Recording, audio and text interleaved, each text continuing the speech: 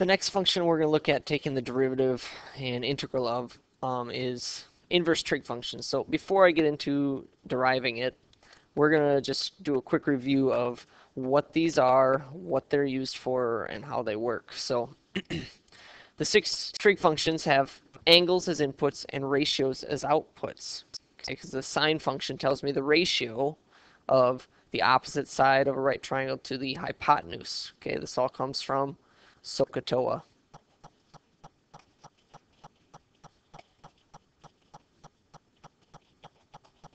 Okay, so the sine of some angle equals the ratio of the opposite side to the hypotenuse. Okay, so I'm putting angles in, I'm getting ratios out. So the inverse function, we're going to switch these inputs and outputs. So the sine inverse is taking a ratio of opposite to hypotenuse, and it's spitting out the angle that would have that ratio. Okay, so remember, we always get angles out, we put in ratios. So these are the 6 inverse trig functions. Remember, they can also be called arcsine, arccosine, arctangent, arc, so instead of the little inverse symbol, they just have arc in front. Okay, so what these do is, if I want the sine inverse of 1/2, okay, I'm going to look for where the y value is 1/2 and figure out what angle corresponds to that. So this would be pi over 6. Now, if you look, there's also this value over here, 5 pi over 6. But we don't want 2 outputs because inverses only occur if the function is 1-to-1. So that means 1 input, 1 output. Right now, I'm getting an input of 1/2. I'm getting 2 outputs, pi over 6 and 5 pi over 6. So if you remember, what we did is we limit our function. So this is my sine function, and we limited it so that we only looked at values between negative pi over 2 and pi over 2. Okay, because if I only look at this area in here, I now have a 1-to-1 function because it passes the horizontal line test. Okay, I can put a horizontal line in here and it's only going to cross my function once. Whereas before I limited, my horizontal line was always crossing more than 1 point, which means it wouldn't have an inverse. So it only has an inverse if you limit your range. If you limit your range of your inverse function to only include values between negative pi over 2 and pi over 2. So that's why your answers are always between those values. For cosine, we limited it a little bit differently. We limited it from 0 up to pi. Okay, so all of our inverse cosine functions are going to spit out values that are between 0 and pi. Our tangent function kind of limits itself to the same limits that we had for the sine function, between negative pi over 2 and pi over 2. So here's some problems we can do. Arctangent of 0. So when do I have a tangent of 0?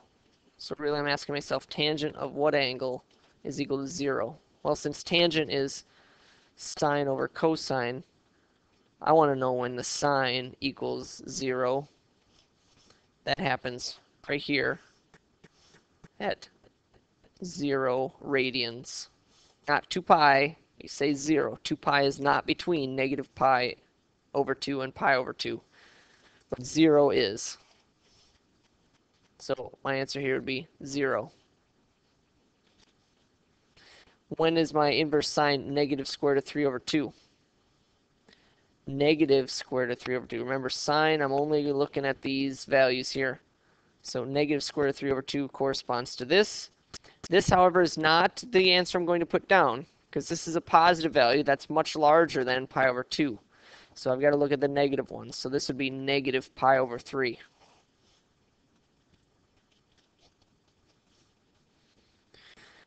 And if they give you an embedded function like this, okay, this is an angle. Okay, this is the angle that has a sine value of 3 over 5. So what I want to do is, this angle here represents the arcsine of 3/5, which means that this angle has a sine value of 3 over 5, opposite over hypotenuse. Since it's a right triangle, I can use Pythagorean theorem to find the missing side, which is 4. So this angle is what this is, okay? Because it's this arc sine, or the sine inverse, spits out an angle. It's spitting out this angle. So I can rewrite this as this angle here. What is the secant of that angle? Secant is 1 over the cosine. Cosine is adjacent over hypotenuse.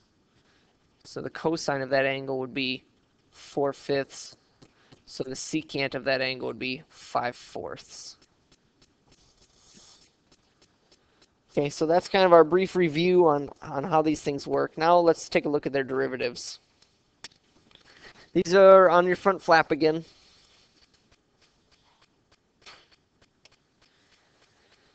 Okay, so for these derivatives, these are the formulas.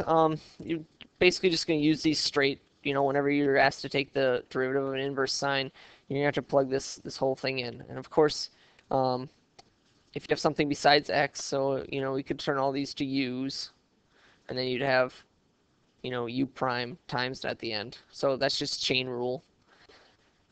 So we're going to look at, I've got a couple examples that deal with these inverses.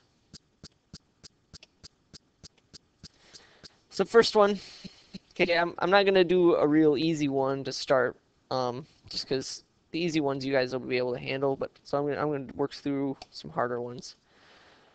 This also is going to be a good review of our natural log derivatives too. So if I want y prime, okay, I've got two terms here, and I can take the derivative of them together, or individually.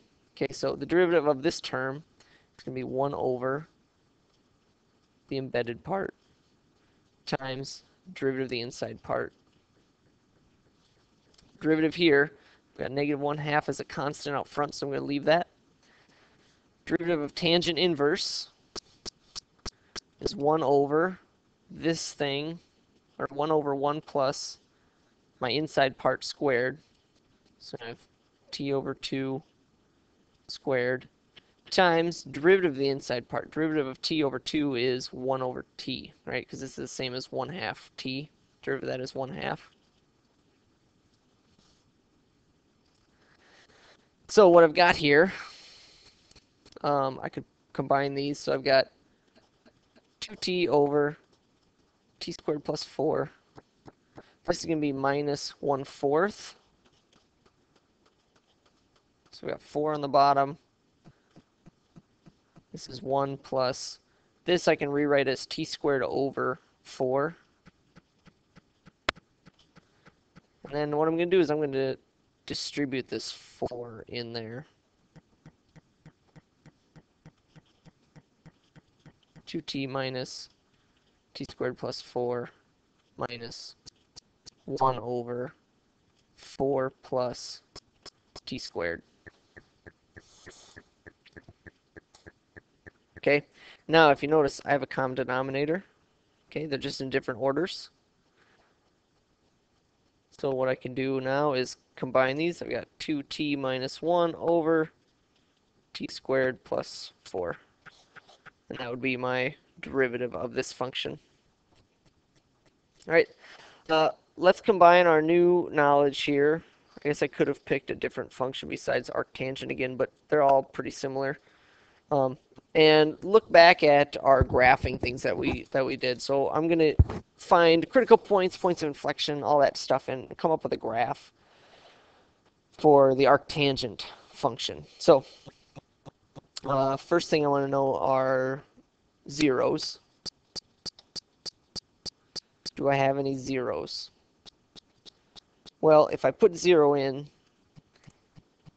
the arctangent of 0 is when I'm getting a tangent value of 0, and the tangent of 0 happens at 0. So I'm going to have a 0 at 0.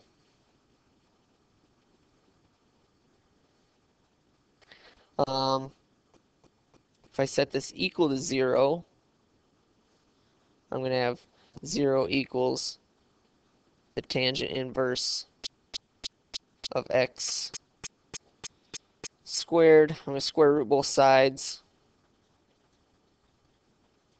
And then I can take the tangent of both sides. So tangent of 0 equals x. Tangent of 0 is 0. Okay, and this is coming from my unit circle. I guess I can flash back to that real quick.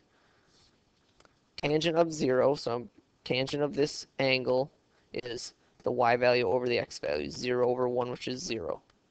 Okay.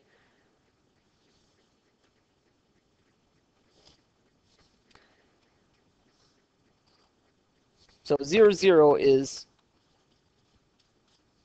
my intercept, my x and y intercept. Okay. Now I'm going to take the first derivative to get some critical points. So drop the power times the derivative of the inside part. So times the derivative of tangent, which is 1 over 1 plus x squared. Okay, so I've got 2 tangent inverse of x over 1 plus x squared. That's y prime. I'm going to set this equal to 0, find my critical points. My denominator is never going to be 0 because I've got 1 plus a squared number, so this is always positive. Adding 1 makes it more positive. So I only need to look at here critical point. So when is this 0 or undefined? Well, it's 0 at 0. So 0 is a critical point. Undefined, when is, so in order to get undefined, I need to ask the tangent of some value. So, because I'm asking what angle is going to give me an undefined value for my tangent, okay? Because if I was putting angles in, I'd be getting out values. Okay, I need to put in values that spit out an undefined angle, but there's no undefined angle, okay, because the angles just keep going around and around. So there's no undefined parts for this. So that's a critical point.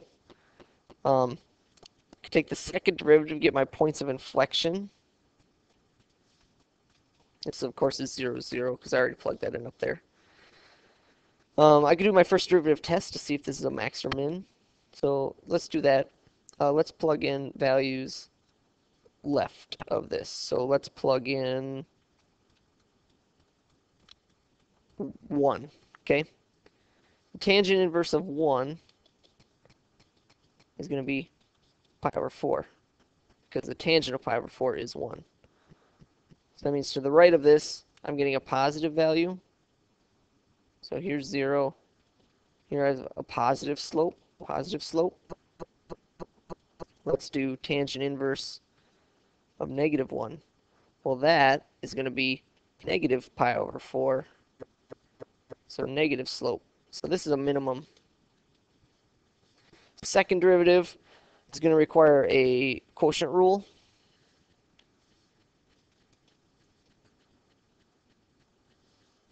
So I'm going to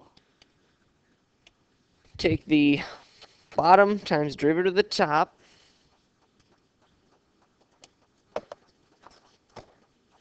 So bottom times derivative of the top, which is 2 over 1 plus x squared,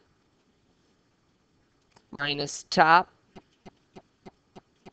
times derivative of the bottom, which is 2x, over bottom squared.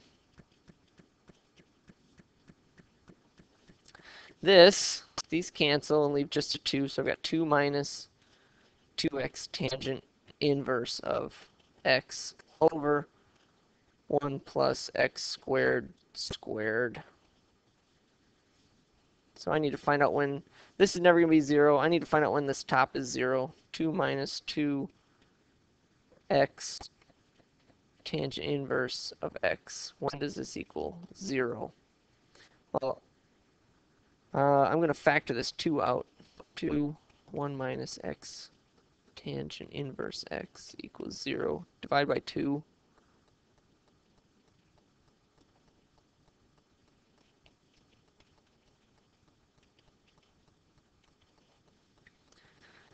So, let's see. You know when this equals 0.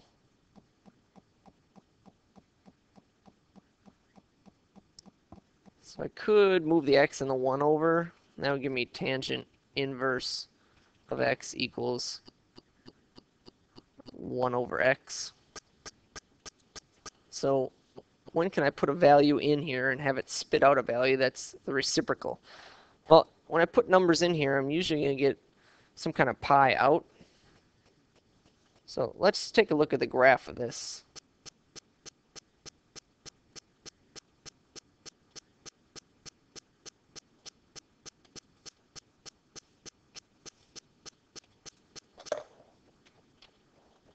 So I'm going to graph this function. I'm also going to graph my tangent inverse function.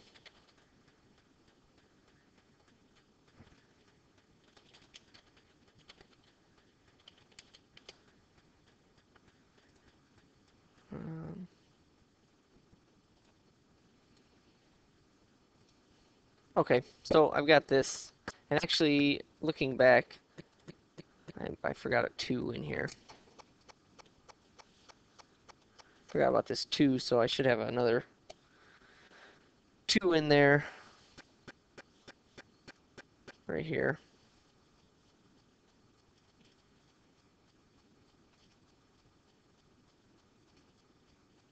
Okay, now looking at the graphs, so this would be,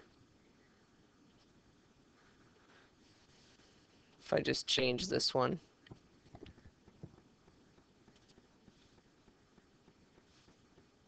or this one.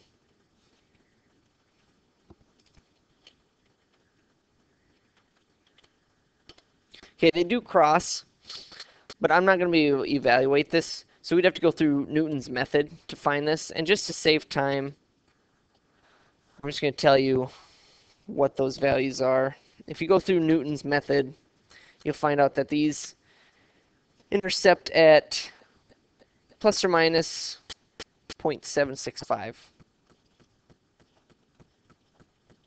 Okay, roughly. So those are where my critical points are going to be. Okay, and if you plot those, if you plug those into the function, you get some points, and I'll just show you what the graph looks like.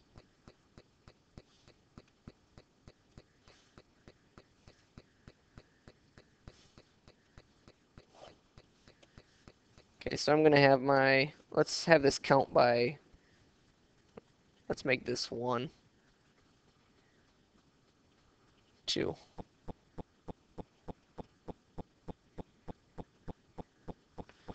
Okay, so I've got this point, which is my minimum for my critical point. It's also my x and y intercept. Okay, I know that's sloping up from there. And then I've got these points of inflection, which are around a half, but not quite, okay? So we got this. Okay, and those are points of inflection. I know that it's concave up here because I had found the slopes. So I'm concave up, and then I hit these and I start concave down. Concave down. Okay, and you kind of get this as your graph. So just a review of, the graphing things, but more importantly, we're looking at taking the derivative of the arctangent and working with it a little bit instead of just straight derivatives. Okay, so add these to your repertoire. The next lesson we'll look at integrating, where you're going to be looking for these things in your integrals and converting them back to the appropriate inverse trig function.